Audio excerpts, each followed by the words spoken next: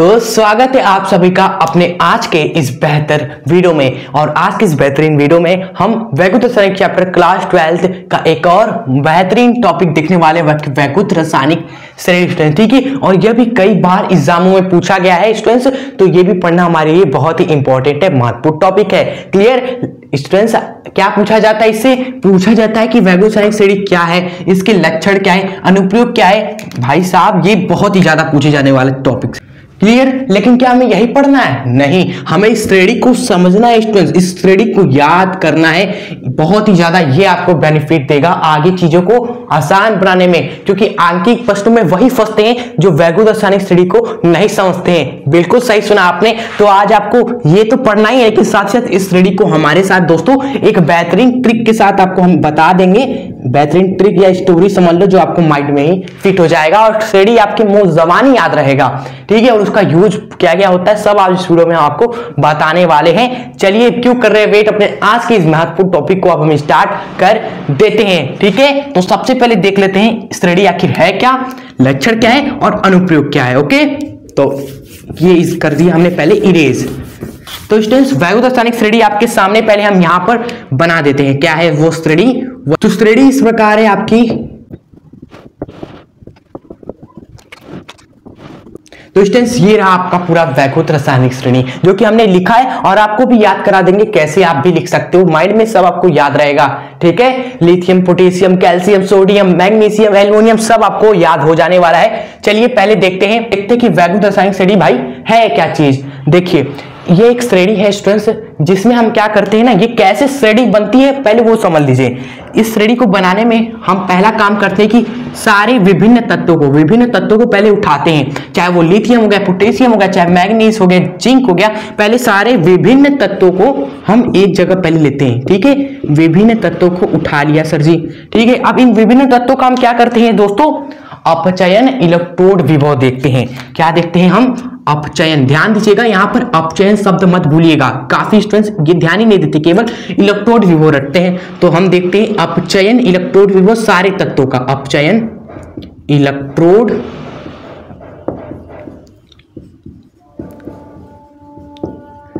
विभव। क्लियर? और इसी अपचयन इलेक्ट्रोड विभव के हम क्या करते हैं, बढ़ते क्रम में तत्वों को सजा देते हैं। किस क्रम में? बढ़ते क्रम में। क्या बढ़ रहा है दोस्तों? अपचयन इलेक्ट्रोड विभव बढ़ रहा है। किनका बढ़ रहा है? विभिन्न तत्वों का। क्लियर? तो विभिन्न तत्वों के अपचयन इलेक्ट्रोड विभव के बढ़ते हुए क्रम में अगर हम सजा देते हैं ना तत्वों को, तो इस प्रकार हमें एक श्रेणी प्राप्त हो जाती है, और उस श्रेणी को हम वैद्युत रासायनिक श्रेणी प्यार से कहते हैं। क्लियर? तो यही हमने लिखा है कि जब हम विभिन्न तत्वों को उनके अपचयन इलेक्ट्रोड विभव के बढ़ते क्रम में, क्या बढ़ते क्रम में रखने पर हमें जो मिलता है, श्रेणी प्राप्त होता है, उस श्रेणी को हम वैद्युत रासायनिक श्रेणी कहते हैं। समझ में आ गया ना? और इलेक्ट्रोड विभव वगैरह हमने आपको पढ़ा रखा है पिछले वीडियोस में, चैप्टर को सीरीज में पढ़िएगा, प्लेलिस्ट में सब कुछ है आपके लिए। क्लियर? तो ये हमने समझ लिया वैद्युत रासायनिक श्रेणी। लेकिन आपने यहां पर एक शब्द देखा होगा, अपचयन। क्या मतलब है सर? अपचयन इलेक्ट्रोड विभव तो पता है कि इलेक्ट्रोडों के बीच का विभव होता है। अगर हम किसी विलयन में, समझना जरूरी है, अगर किसी विलयन में हम क्या कर दें, इलेक्ट्रोड को डुबा देते हैं। क्लियर? इतना तो पता है हमें। तो इनके बीच में दोस्तों विभव उत्पन्न हो जाता है। क्यों उत्पन्न हो जाता है? क्योंकि ये जो आपका इलेक्ट्रोड है या तो धनात्मक हो जाएगा विलयन के सापेक्ष, या तो ऋणात्मक हो जाएगा। क्लियर? इस विलयन के सापेक्ष। ओके, तो इस विभव को इलेक्ट्रोड विभव बोलते हैं। लेकिन ये अपचयन इलेक्ट्रोड विभव क्या है स्टूडेंट्स? अपचयन इलेक्ट्रोड विभव आपका तब आता है जब ये इलेक्ट्रोड आपका क्या हो जाए, विलयन के सापेक्ष धनात्मक हो जाए। विलयन के सापेक्ष धनात्मक हो जाता है ना जब ये इलेक्ट्रोड, तब जो आपका विभव होता है उसको हम अपचयन इलेक्ट्रोड विभव बोलते हैं। एक ठीक है, एग्जाम में कभी पूछते कि अपचयन इलेक्ट्रोड विभव क्या है, जब ये इलेक्ट्रोड विलयन के सापेक्ष धनात्मक हो जाता है डुबाने पर, तो उसको हम अपचयन इलेक्ट्रोड विभव बोलते हैं। लेकिन अगर ये ऋणात्मक हो जाएगा ना, उस इलेक्ट्रोड विभव को हम आक्सीकरण, क्या? आक्सीकरण इलेक्ट्रोड विभव बोलेंगे। क्लियर? तो ये समझना जरूरी, क्योंकि एग्जाम में 2-3 नंबर में कुछ भी पूछ सकता है, सब क्लियर होना चाहिए। कब तक इलेक्ट्रोड विभव पूछेगा क्या पता एग्जामिनर का माइंड घूम जाए, अपचयन और आक्सीकरण अपचयन विभव पूछे तो ये भी समझना जरूरी था। एक बार फिर से देखते हैं कि अगर इलेक्ट्रोड विलयन के सापेक्ष धनात्मक हो जाता है तो अपचयन इलेक्ट्रोड विभव, लेकिन ये ऋणात्मक हो जाएगा तो ऑक्सीकरण इलेक्ट्रोड विभव कहलाता है। क्लियर? तो ये हमने समझ लिया। और हम क्या करते हैं दोस्तों, अपचयन इलेक्ट्रोड विभव के क्रम में हम तत्वों को लगाते हैं, इन सभी का रिडक्शन इलेक्ट्रोड पोटेंशियल के क्रम में, कौन सा क्रम, बढ़ते हुए क्रम में सजाते हैं और श्रेणी जो मिलती है उसे हम वैद्युत रासायनिक श्रेणी बोलते हैं। ओके, आपने समझ लिया ना? तो आइए इसको इरेज करते हैं। और इस श्रेणी के बस बचा क्या है स्टूडेंट्स, हमारा लक्षण और अनुप्रयोग और श्रेणी को याद करना, यही हमें समझना है। आप क्लियर?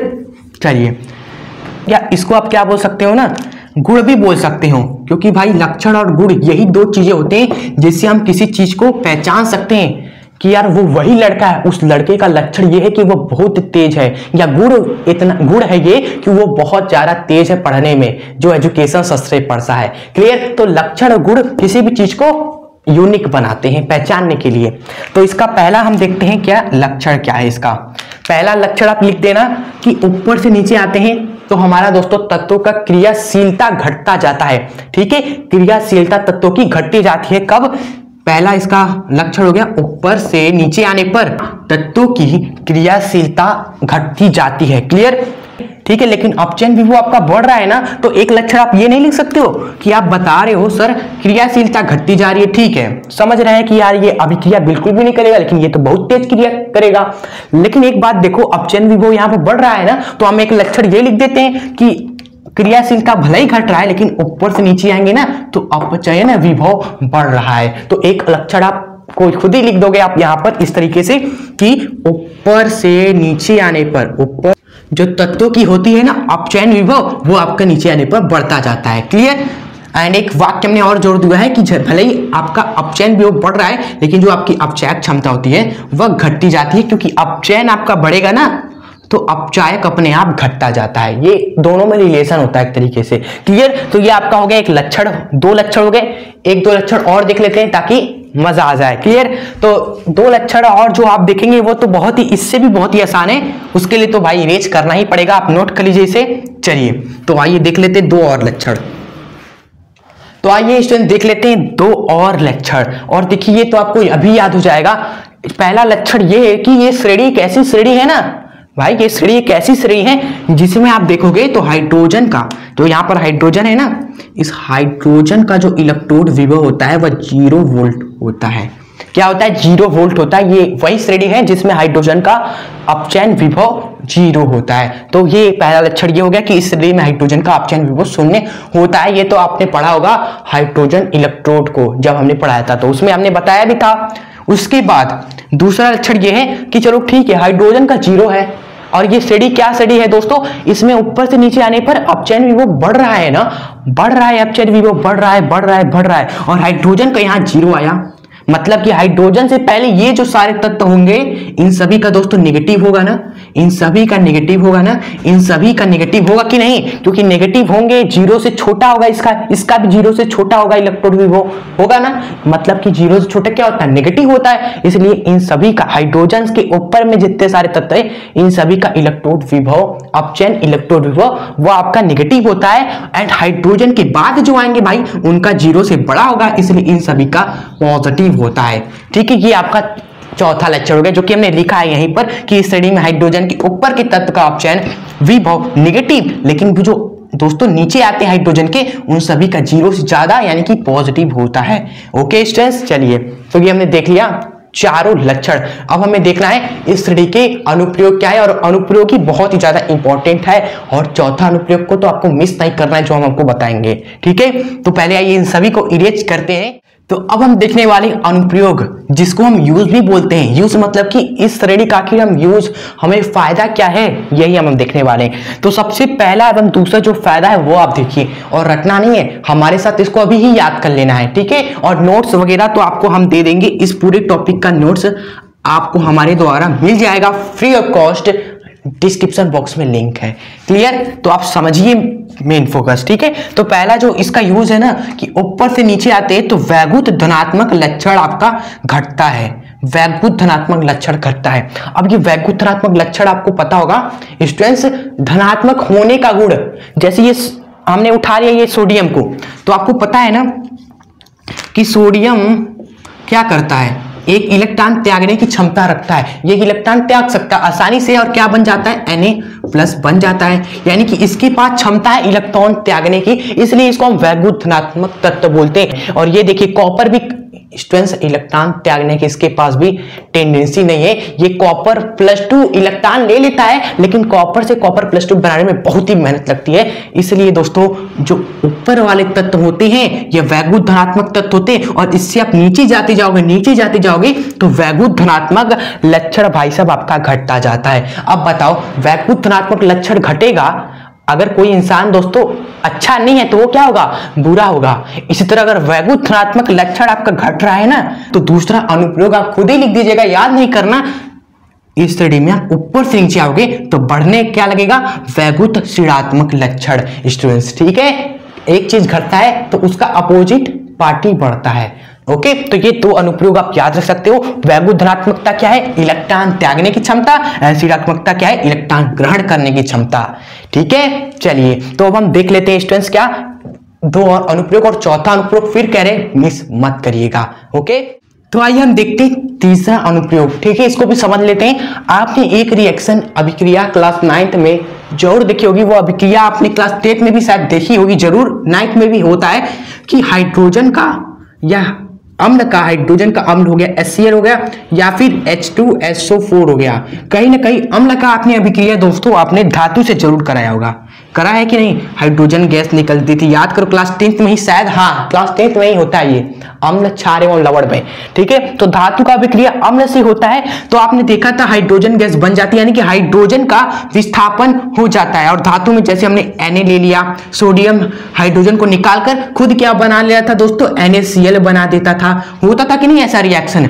लेकिन कब आपने देखा था, जब हम सोडियम को लेते थे, बार बार सोडियम को क्यों लेते थे, क्योंकि भाई साहब सोडियम ही हाइड्रोजन को विस्थापित कर सकता है, ये लिथियम, ये कैल्शियम, ये सोडियम, मैग्नीशियम, एल्युमिनियम, यही सब हाइड्रोजन को विस्थापित कर सकते हैं, क्योंकि ये वैद्युत रासायनिक श्रेणी में ये सभी हाइड्रोजन के देखो ऊपर है, हाइड्रोजन तो इन सभी के बाद है दोस्तों, हाइड्रोजन से पहले क्या है, ये सभी है। तो यही सभी जो हाइड्रोजन के ऊपर में होते हैं ना तत्व, यही सभी हाइड्रोजन को उसके अम्ल में से विस्थापित करते हैं। ये आपका क्या है, लक्षण नंबर तीसरा है। देख रहे हो ना, ये सभी आप जो हम रटते, मतलब कि पहले हमें नहीं पता था क्यों ऐसा होता है, लेकिन अब पता चल गया कि क्यों हम लिथियम लेते थे, सोडियम लेते थे, क्योंकि हाइड्रोजन के सब पहले आते थे। लेकिन अगर हम कॉपर ले ले सोडियम की जगह कॉपर ले लें, Ag ले लें, तो भाई ये रिएक्शन होता ही नहीं है, क्योंकि ये सभी हाइड्रोजन को विस्थापित कर पाएंगे ही नहीं। क्लियर, तो ये आपने थोड़ा तीसरा अनुप्रयोग हमें बहुत ही फायदेमंद रहा, इसका बहुत ही भयंकर यूज हो गया। अब देखते हैं चौथा यूज अनुप्रयोग, जो कि आपके लिए बहुत ही ज्यादा इंपॉर्टेंट होगा, आगे देखते हैं। तो ये रहा आपका चौथा अनुप्रयोग, जो कि हमें बहुत बड़ी, समझ सकते हो, टेंशन से मुक्ति देने वाला, अगर आपने समझ लिया मेरे साथ तो ठीक है। आगे आपको बहुत बड़ा दिक्कत आएगा, जिन्होंने फेस कर लिया वो प्रॉब्लम उन्हें पता होगा, कैथोड व एनोड को पहचानने में थोड़ा प्रॉब्लम होता है बहुत सारे स्टूडेंट्स को, और उसी दिक्कत के कारण वो कुछ सवालों आंकी प्रश्नों में फंस जाते हैं और गलत कराते हैं। लेकिन अगर आपने चौथे अनुप्रयोग को समझ लिया ना, तो आप कैथोड व एनोड किसी भी सेल में पहचान सकते हो। आपको बस क्या करना है, सीखना है कि कैसे कैथोड व एनोड पहचानते हैं, जो कि इस अनुप्रयोग में बताया गया है। क्या अनुप्रयोग है कि इस श्रेणी में ऊपर जो स्थित तत्व होते हैं वह गैल्वेनिक सेल में, बाई गैल्वेनिक सेल ही आपका होता है, उस गैल्वेनिक सेल में एनोड का काम करते हैं, जबकि उनके नीचे स्थित जो तत्व होते हैं वह कैथोड का काम करते हैं। स्टूडेंट्स, ये आपका चौथा अनुप्रयोग है, थोड़ा समझते हैं स्टूडेंट्स, ठीक है।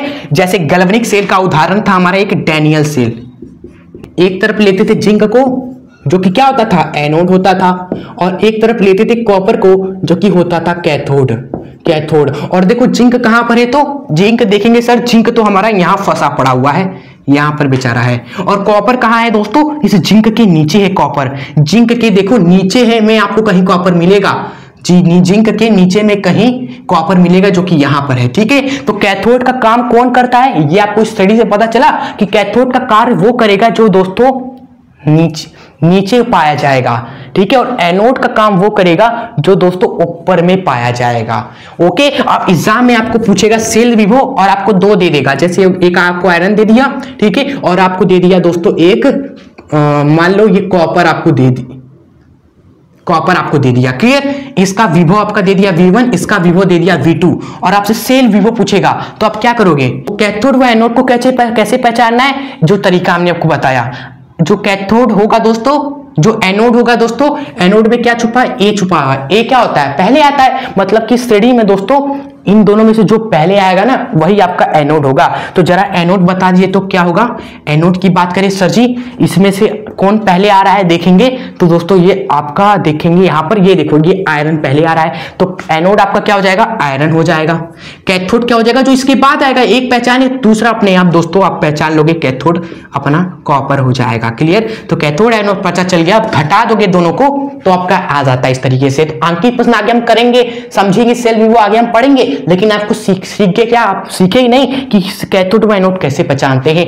ये अनुप्रयोग भी है, बहुत बढ़िया यूज भी है इसका, क्लियर। तो एनोड में आपका ए छुपा है, ए आपका क्या होता है, पहले आता है, तो जो तत्व दोस्तों पहले आएगा इस श्रेणी में वही आपका ए से एनोड होगा, और जो बाद में आएगा दोस्तों वो कैथोड हो जाएगा। एनोड को पहचानिए तो दूसरा कैथोड हो जाएगा, ठीक है, समझ में आ गया इंस्टेंस। चलिए, इसलिए दोस्तों हम कह रहे हैं श्रेणी को याद करना बहुत ज्यादा जरूरी है। श्रेणी याद हो गया ना तो बहुत बड़ी प्रॉब्लम आपकी सॉल्व हो जाने वाली है, ठीक है। तो श्रेणी को याद करने का जो ट्रिक है वो हम देख लेते हैं, लास्ट वीडियो एंड होने वाली, बस ट्रिक को हम देख लेते हैं। ट्रिक नोट कर लीजिएगा और 2-3 बार अपने आप से ट्रिक पढ़िएगा, याद हो जाएगा आपको। बहुत ही आसान ट्रिक है वो आपकी, इसके लिए तो इसको आप नोट कर लीजिए। पहले आइए ट्रिक लिखते हैं आपके लिए, वो ट्रिक क्या है वो देख लेते हैं। और अनुप्रयोग आपका बस खत्म, आप देख लेते हैं ट्रिक और वीडियो को करते हैं एंड। यहां तक आप सभी आए हो तो बहुत ही खुशी हुई यह जानकर, और वीडियो को आपने अभी तक लाइक वगैरह नहीं किया तो प्लीज लाइक जरूर कर दीजिएगा, बहुत मेहनत लगती है आपके लिए लाने में सारी चीजें, ठीक है। तो अब सीट बेल्ट बांध दीजिए स्टूडेंट्स, आपके सामने पर बेहतरीन ट्रिक आ रहा है जिससे ये पूरी श्रेणी आपको याद हो जाने वाली है, क्लियर। तो वो ट्रिक देखते हैं क्या है, बस कुछ सेकंडों में ही देख लेने वाले हैं, वीडियो में बने रहे। क्या है ट्रिक, लियो के काका नाना मांगे आलू, मन जानकर फेंका कार्ड को, निकले सुबह पंजाब, हुआ क्यों हंगामा, आगे। इसके बाद आएगा और, जगह नहीं थी तो लिख देते आगे और, क्लियर। तो क्या है ट्रिक, लियो के काका नाना मांगे आलू, मन जानकर फेंका कार्ड को, निकले सुबह पंजाब, हुआ क्यों हंगामा, आगे और, ठीक है। यही आपकी ट्रिक है। इसको स्टोरी से भी आप समझ सकते हो कि आपका एक लियो था, उसके एक काका थे, एक नाना है, जो आलू मांगने जाते हैं लेकिन आलू उन्हें नहीं दिया गया, और वह गुस्से में कार्ड को दोस्तों क्या करते हैं, फेंक कर निकल जाते हैं दोस्तों, कहां पर, पंजाब में। फिर बहुत ही हंगामा होता है, पूछो मत क्यों, आगे और, क्लियर। तो स्टोरी भी आपने समझ लिया। आइए अब इसके कैसे हम तत्वों को पहचानेंगे वो देख लीजिए। पहले देखिए लियो से आपका क्या हो जाएगा, सबसे पहले लियो से लिथियम, के से के हो जाएगा, का से मतलब कि काका मतलब कि सीए का, ओके, ना मतलब कि Na, मांगे मतलब कि Mg मैग्नीशियम, ठीक है। आलू मतलब कि दोस्तों Al, आलू मतलब कि एल्युमिनियम। मन मतलब कि दोस्तों मैग्नीज Mn। जान मतलब कि Zn, जिंक। कर मतलब कि क्रोमियम। फेका मतलब हो जाएगा आयरन, Fe। नाम से ही पता चला Fe। कार्ड मतलब कि सीडी। को सीधे ही पता चल गया, को मतलब कि कोबाल्ट, CO, ओके। कुछ आपको दिक्कत हो रहा नहीं हो रहा होगा। निकले मतलब कि Ni, निकिल। सुबह SN, ये। उसके बाद पंजाब मतलब कि दोस्तों PB, लेड, ठीक है। एंड हुआ मतलब कि हाइड्रोजन, ठीक है। क्यू मतलब कि दोस्तों क्यू, CU। हंगामा मतलब कि दोस्तों HG। आगे मतलब कि हो गया दोस्तों AG, ओके। एंड और मतलब हो गया दोस्तों AU क्या होगा आपका, किस और का मतलब क्या हो जाएगा, AU हो जाएगा। तो ये पूरी ट्रिक थी, आपको मेरे हिसाब से याद भी हो जाएगा, बस छोटी सी ट्रिक है और 2-3 बार समझना है। और चौथा अनुप्रयोग कैथोड व एनोड पहचानने का, वो आपको एक बार दोबारा देख लेना है, और नोट्स तो आपको डिस्क्रिप्शन बॉक्स में मिल जाएगा। तो आज के इस वीडियो को इतना ही रखते हैं। कैसी लगी हमारी आज की वीडियो, हम चाहते तो आपको 5 मिनट में भी समाप्त कर सकते थे, चीजों को बस दिखाकर बता दिया, अनुप्रयोग, लक्षण और जय हिंद। लेकिन चीजों को हम लाते हैं तो आपको पता है पूरा चीज आपको बताकर जाते हैं, ताकि आगे आपको कहीं दिक्कत ही ना हो, ठीक है। अंकित प्रश्न भी आगे हम देखेंगे जब चीजें आगे बढ़ेंगी।